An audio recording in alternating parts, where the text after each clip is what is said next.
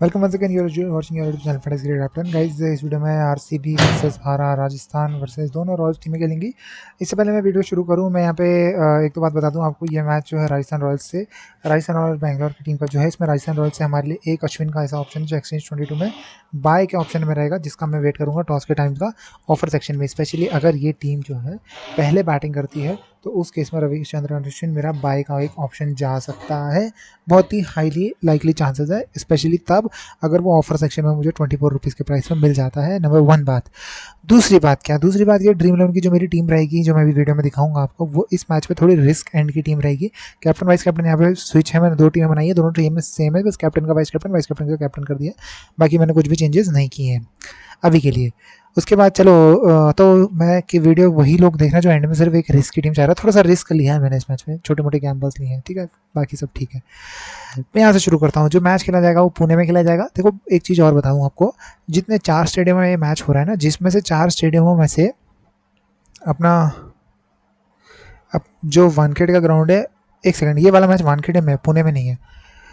तो जो वानखेड़े का ग्राउंड है वो सी समुद्र की काफ़ी तरफ है और साइड में समुद्र के पास है। लेकिन जो पुणे है, और जैसे डी वाई पाटिल जो ग्राउंड थोड़ा बड़ा है, पुणे के ग्राउंड में ओस इतनी ज़्यादा नहीं होती है। लेकिन वानखेड़े में ऐसा नहीं है। वानखेड़े का ग्राउंड सबसे छोटा ग्राउंड नहीं है, न्यूट्रल ठीक है। जो बाउंड्रीज है वो 72-73 मीटर्स की है, जो कि ठीक है, बहुत बड़ी नहीं है लेकिन बहुत छोटी भी नहीं है। दूसरी बात, यहाँ पे ओस जो है वो ज़रूर रहेगी, और पिच जो है बैटिंग के लिए बिल्कुल अच्छी है, क्लोज्ड ग्राउंड है। तो ये आप ध्यान रखना, इस मैच में स्पेशली जो है सेकंड इनिंग के बॉलर को दिक्कत होने वाली है। ये इस मैच में होगा। तो इसका मतलब क्या है? इसका मतलब ये होता है कि जो लेग स्पिनर होता है स्पेशली, उसको थोड़ी ज़्यादा दिक्कत होगी यहाँ पे बॉलिंग करने में, सेकंड इनिंग में स्पेशली। बाकी फर्स्ट इनिंग के बारे में बात नहीं कर रहा हूँ। अब यहाँ पे देख लेते हैं क्या रिसेंट रहा है। देखिए, पिछला मैच जो है आरसीबी जीती है, और जहाँ तक मुझे याद है ये कोलकाता के साथ था इनका ये मैच। फैफ और अनुज ऊपर से फ्लॉप रहे थे। 3 नंबर पे विराट कोहली, 4 पे कार्तिक, 5 पे कार्तिक हालांकि 7 नंबर पे खेला था पिछले मैच में, और 4 नंबर पे डेविड विली। लेकिन डेविड विली ने जो 18 रन बनाए थे वो 28 गेंदों में बनाए थे, तो मुझे नहीं लगता कि डेविड विली को अभी ऊपर खिलाएंगे। और शाहबाज अहमद 6 नंबर पे खेला था, तो 4 और 6 नंबर इन दोनों का था, और दिनेश कार्तिक 7 नंबर पे खेला था। रदरफोर्ड का फिक्स है 5 नंबर। अच्छा, बॉलिंग के यहाँ पे बता दूंगा आपको, इंपॉर्टेंट रहता है बॉलिंग में कौन कहाँ बॉलिंग करता है। सिराज जो है आपका power play, middle over, death over का बॉलर है। डेविड विली पावर प्ले और मिडिल ओवर करता है। डेथ ओवर में इसने पिछले मैच में बॉलिंग नहीं की थी, क्योंकि केकेआर की टीम जो है वो इन्होंने 19वें ओवर में मैच खत्म कर दिया था, डेथ ओवर नहीं मिले थे। हर्षद पटेल मिडिल ओवर में आता है और डेथ ओवर करता है। शहबाज अहमद को कभी भी एक आधा ओवर देना हो तो दे देते हैं। और आकाशदीप जो है पिछले मैच में इसने स्विंग अच्छी करी है, तो पावर प्ले में अच्छा यूज़ इस मैच में इसका करेंगे, तो ऊपर आपको पावर प्ले में बॉलिंग करते हुए मिल जाएगा। वैसे ये मिडिल ओवर का बॉलर है, लेकिन पावर प्ले में आपको बॉलिंग करता हुआ मिल जाएगा स्टार्टिंग में डेविड विली के साथ, और फिर इसको फॉलो करेगा सिराज। डेथ ओवर के बहुत अच्छे ऑप्शन है आपके पास यहाँ पे। हर्षल पटेल, इसको अपनी टीम में जरूर रखिएगा, ठीक है। अब इनकी जो फॉर्मर, इनका आरसीबी का फॉर्मर प्लेयर है वो इनके पास नहीं है। वो कौन है? वो है आपका युजवेंद्र चहल। वो चला गया राजस्थान रॉयल्स में। युजवेंद्र चहल के स्टार्ट देख लेते, 2 मैचेस में 5 विकेट ऑलरेडी निकाल चुका है। ये इसके लिए प्रूफ पॉइंट रहेगा आरसीबी के लिए कि प्रूफ कर दे भैया, क्यों तुमने हमें बाहर निकाल दिया। मिडिल ओवर्स में करता है, 6वें ओवर से लेकर के 16वें ओवर तक इसका स्पेल आएगा। सेकेंडली ट्रेंट बोल्ट, देखो पिछला जो मैच हुआ उसके बेसिस पर बता रहा हूँ। नवदीप सैनी, ट्रेंट बोल्ट और प्रसिद्ध कृष्णा, इसके तीनों इनके तीनों लीड स्पेस बॉलर हैं। उन्होंने तीनों ने पावर प्ले में भी बॉलिंग करी है, मिडिल ओवर में भी एक ओवर कराया, और डेथ में भी एक ओवर कराया है। तीनों ने पावर प्ले में आई थिंक 2 ओवर कराए थे, अगर मैं गलत नहीं हूँ तो, या किसी ने 2 कराए थे। फिर बाकी 1 या 2 इन्होंने मिडिल में कराया, और बाकी तीनों ने डेथ ओवर में एक ओवर कराया है आखिरी के 3 ओवरों में। बाकी प्रसिद्ध कृष्णा ने शायद 15वां ओवर भी कराया था। तो ये कहना कि कोई 2 बॉलर डेथ ओवर के बॉलर होंगे, ऐसा बिल्कुल सही नहीं होगा। लेकिन जो आपके लिए मेन 2 बॉलर हैं वो ट्रेंट बोल्ट और प्रसिद्ध कृष्णा ही है। तीसरा किसी को थोड़ा गैम्बल लेना है तो नवदीप सैनी के साथ जा सकता है। युजवेंद्र चहल को मैं इतना हाई रिकमेंड नहीं कर रहा हूँ इस मैच में। क्यों? नंबर 1 बात, क्योंकि युजवेंद्र चहल को विराट कोहली ने बैटिंग बहुत करी है। विराट कोहली जानता है कि युजवेंद्र चहल कैसी बॉलिंग करता है, हालांकि युजवेंद्र चहल भी जानता होगा विराट कोहली कैसी बैटिंग करता है। तो जो स्पिन करता है विराट कोहली चहल, वो विराट कोहली के लिए पढ़ना थोड़ा आसान है। लेकिन दूसरे एंड पे चहल के लिए भी आसान है कि विराट कोहली कैसा शॉट खेलेगा। अब आप पूछेंगे यार, ये चहल के लिए ज़्यादा आसान हुआ या विराट कोहली के लिए ज़्यादा आसान हुआ? ज़्यादा आसान विराट कोहली के लिए हुआ, क्योंकि एक गेंदबाज जो है जब आप उसे खेलते हैं तभी पता चलता है कि वो कैसी गेंदबाजी करा रहा है। बाकी एक बैट्समैन के एनालिस्ट आप वीडियोग्राफी के तौर पर भी देख सकते हैं। चहल जो है लेग स्पिनर को पढ़ना मुश्किल होता है, अगर आपने उसके अगेंस्ट प्रैक्टिस की है तो वो थोड़ा बेटर होता है। तो मुझे लगता है इसलिए विराट कोहली का फेवरेट थोड़ा सा औहदा बढ़ जाता है। दूसरी बात, जो अगर मान लो सेकंड इनिंग में राजस्थान रॉयल्स स्पेशली अगर बॉलिंग कर रही है तो मैं उस कंडीशन में चहल को इतना ज़्यादा हाई रेटेड नहीं करूँगा, क्योंकि लेग स्पिनर है, थोड़ी दिक्कत होगी। रविचंद्रन अश्विन को मैं इस मैच में बहुत हाई रेट कर रहा हूँ। नंबर एक बात, आपका ऑफ स्पिनर है, ग्रिप करने में दिक्कत नहीं होगी, ऑफ स्पिनर को कोई दिक्कत नहीं होती है, थोड़ा बॉल गीला हो भी जाए तो। दूसरी बात, नंबर 7 पे बैटिंग कर रहा है। अगर इसने विकेट में कुछ खास ज़्यादा नहीं किया, 2-3 विकेट नहीं भी लेता, चलो 1 विकेट ले लेता है, मैं ज़्यादा कुछ मांग भी नहीं रहा इससे, लेकिन ये 7 नंबर पे बैटिंग कर रहा है। अगर आप यहाँ राजस्थान रॉयल्स की बैटिंग देखेंगे, ऊपर के 5 तो ठीक है, लेकिन उसके बाद इनकी टोलाराम बैटिंग आ जाती है। रियान पराग तो आपको पता ही है, फिर कुछ खास तो है नहीं रियान पराग में, और लेकिन यहाँ पर सीधा रविचंद्रन अश्विन, अगर 2-3 विकेट गिर गए पावर प्ले में तो हो सकता है रविचंद्रन अश्विन की बैटिंग 7वें-8वें ओवर में ही आ जाए। ये बात भी ध्यान रखना। तो आपके लिए अश्विन इसलिए बहुत ज़्यादा इंपॉर्टेंट हो सकता है। पिछले मैच में भी इसकी बैटिंग आ गई थी, आई थिंक रन आउट हो गया था पिछले मैच में तो। खैर, अब यहाँ पे देख लेते हैं बैटिंग ऑर्डर से। मैं इस मैच में यशस्वी जायसवाल पे थोड़ा सा फेथ रखूंगा, और मैं सोच रहा हूँ संजू सैमसन इस मैच में फ्लॉप होना चाहिए, ऐसा मेरा मानना है। संजू सैमसन को इस मैच में फ्लॉप होना चाहिए। ड्रीम 11 की टीम के ऊपर आता है, थोड़ा रिस्की, मतलब एक तरह से आप कभी कभार सोचते हैं ना कि आज ये प्लेयर चलेगा, आज वो प्लेयर नहीं चलेगा, तो आज मैं ये सोच रहा हूँ कि संजू सैमसन नहीं चलेगा। ये मेरा मान, थोड़ा सा अपने इंस्टिंक्ट पे जा रहा हूँ। एक मैं यहाँ पे देखो बटलर को लिया है, दूसरा मैंने एक हाई रिस्क लिया है अनुज रावत।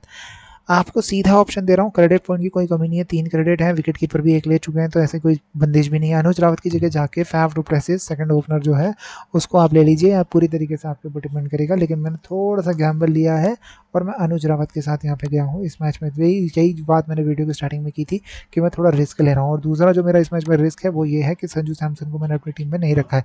अच्छा, एक बात और, कई लोगों ने पिछला मैच जो देखा होगा राजस्थान रॉयल्स का, उनको बता दूं, संजू सैमसन पिछले मैच में 4 नंबर पे खेला था, ठीक है। अब कारण बता देता हूँ। पिछले मैच में जो पहला विकेट गिरा था यशस्वी जायसवाल को, पहले या दूसरे ओवर में ही गिर गया था, और आपको पता है देवदत्त पाडिक्कल भी ओपनर ही है, यहाँ पे बलुई उसको मिडिल ऑर्डर में खिलाना पड़ रहा है।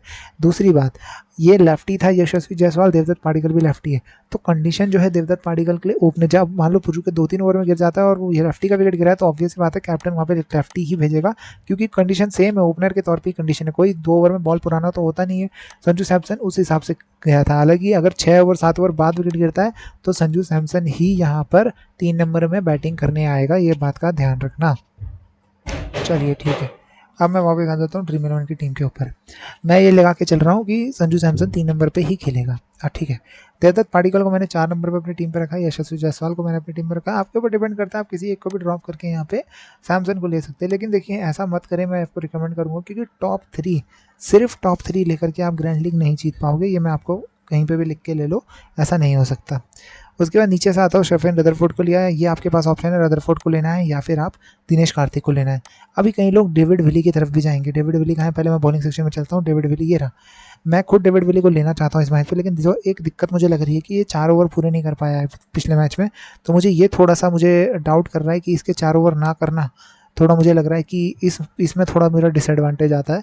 और दूसरा, ये डेविड विली ने जो 2 ओवर करे भी थे पिछले मैच में, वो पावर प्ले में कर दिए थे, पहला बॉलर था ये, और मैंने यहाँ पे यशस्वी जायसवाल और दूसरा मैंने जॉस बटलर दोनों को लिया है। तो अगर मैं दोनों बैट्समैन को राजस्थान रॉयल्स के ले रहा हूँ, तो फिर मैं क्यों भला आरसीबी का एक ओपनिंग बॉलर लूंगा जो कि बाकी मैच में बॉलिंग नहीं कर रहा है, सिर्फ स्टार्टिंग में कर रहा है। या तो डेविड विली चलेगा या तो दोनों ओपनर में से कोई 2 चलेंगे या 1 चलेगा, तो ये दोनों तीनों की तीनों चीज प्लेयर एक साथ आपकी टीम में नहीं होने चाहिए, unless and until David Willey को दोबारा से 4 नंबर पर बैटिंग दे दी जाए। इसके बाद यहाँ से प्रसिद्ध कृष्णा को मैंने अपनी टीम में रखा। ये आपके पास लाइक टू लाइक ऑप्शन रहेगा, या तो प्रसिद्ध कृष्णा लीजिए या तो फिर ट्रेंट बोल्ट लीजिए, इस कॉम्बिनेशन के हिसाब से। हर्षल पटेल को जरूर रखना अपनी टीम में, और ये दोनों तो 100% मेरी, अगर मैं 11, 12, 25 टीमें बनाने लग जाऊँ तो भी अश्विन और हर्षल पटेल को मैं इस मैच में जरूर अपनी टीम में पिक करने वाला हूँ। सिराज मेरा एक मिडिल ओवर सब्सिक्वेंशियली तीसरे बॉलिंग का ऑप्शन रहेगा, ये आपके ऊपर डिपेंड करता है आप किसके पास जाते हैं। बाकी सिराज है मेरा एक इम्पॉर्टेंट, हसरंगा है मेरा एक इम्पॉर्टेंट ऑलराउंड ऑप्शन। अगर आप यहाँ से देखें, बाकी यहाँ पे मुझे कोई ऐसा प्राइम पिक ऑप्शन मिल भी नहीं रहा है यहाँ पे बॉलिंग ऑलराउंडर सेक्शन में जिसको मैं ले सकूँ। पराग को लेने का तो कोई चांस ही नहीं बनता, 6 नंबर पे मैं नहीं लेने वाला। ग्लेन मैक्सवेल अभी अवेलेबल नहीं है। सिराज अहमद एक आधा ओवर कराता है, कुछ पक्का नहीं पता होता इसका कराएगा भी नहीं कराएगा, और बैटिंग काफ़ी नीचे आती है 6 नंबर पर, तो सिराज अहमद भी मेरे हिसाब से नहीं है। हसरंगा एक ही मात्र यहाँ से आपके पास ऑप्शन आता है टीम में पिक करने के लिए। कंटिन्यू करते हैं। कैप्टन वाइस कैप्टन है मेरे इस मैच में विराट कोहली और हर्षल पटेल। अब यहाँ पे मैं टीम का प्रीव्यू दिखा देता हूँ। अगर आप इस टीम के साथ उतरते हैं 11 के 11 यही है, तो मेरे हिसाब से जो बेस्ट 2 कैप्टन वाइस कैप्टन हो सकते हैं वो मैंने बना दिए हैं। इसके सिवा जो तीसरा हो सकता है वो ऑब्वियस सी बात है जॉस बटलर हो सकता है और यशस्वी जायसवाल हो सकता है। यशस्वी जायसवाल सिर्फ वाइस कैप्टन के लिए, कैप्टन के लिए नहीं। लेकिन बटलर को कैप्टन में बिल्कुल नहीं बनाऊंगा, कोई कैसी भी कुछ भी हो जाए, क्योंकि 25% ने ऑलरेडी कैप्टन बना रखा है और मेरे को ग्रैंड लीग में उतरना है इस टीम को लेकर के, स्मॉल लीग में नहीं उतरना है। अगर आपको स्मॉल लीग में उतरना है तो मैं यहीं पर आपको कुछ चेंजेस बता देता हूँ कि आप या तो यशस्वी जायसवाल को ड्रॉप करो और देवदत्त पाडिक्कल को ड्रॉप करके किसी एक को ड्रॉप करके आप संजू सैमसन को ले सकते हो सिर्फ स्मॉल लीग में। दूसरा, अनुज रावत की जगह आप फैफ डू प्लेसिस को अपनी टीम में ले सकते हैं। ये 2 चेंजेस हो गए, सेम ओपनर है दोनों के दोनों। तीसरा, या फिर तो रदरफोर्ड को ले लो या फिर दिनेश कार्तिक को ले लो, ये आपके ऊपर डिपेंड करेगा। या फिर अगर आप यहाँ से ऑलराउंडर बॉलिंग सेक्शन से डेविड विली को ऑलराउंडर मान रहे तो उस केस में डेविड विली के साथ जाना, फिर आप एक बॉलर कम कर सकते हो यहाँ से आरसीबी का, जो कि हर्षल पटेल हो सकता है। ठीक है, ये आपके पास ऑप्शन आ गया। नीचे से बात करूँ, अगर आपको लगता है लेग स्पिन ज़्यादा चलेगी आज, हालांकि मैं उतना फेवरेबल नहीं हूँ, ठीक है, हसरंगा को लेना पड़ रहा है क्योंकि ऑलराउंडर में एक ही ठीक ठाक ऑप्शन लेने लाया है। चहल और अश्विन में से मुझे एक को चुनना था, मैंने थोड़ा सा अश्विन को फेवर किया, आप चहल को चुन सकते हैं। ये रिप्लेसमेंट वाले ऑप्शन होंगे, बैलेंस में कोई छेड़छाड़ नहीं होगी, प्लेयर चेंज हो जाएगा बस।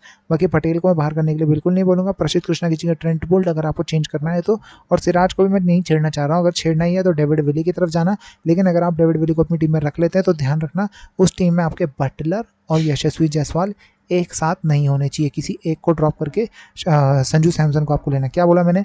बटलर और यशस्वी जायसवाल में से किसी एक को ड्रॉप करके संजू सैमसन को ले लेना अगर आपको यहाँ पे डेविड विली चाहिए सिराज की जगह तो। ये टीम के बैलेंस हैं, बैलेंस को मैं कभी ख़राब नहीं करना चाहता हूँ। बाकी यार मिलते हैं अब अगले वीडियो में। Good bye guys, bye bye, take care, thank you.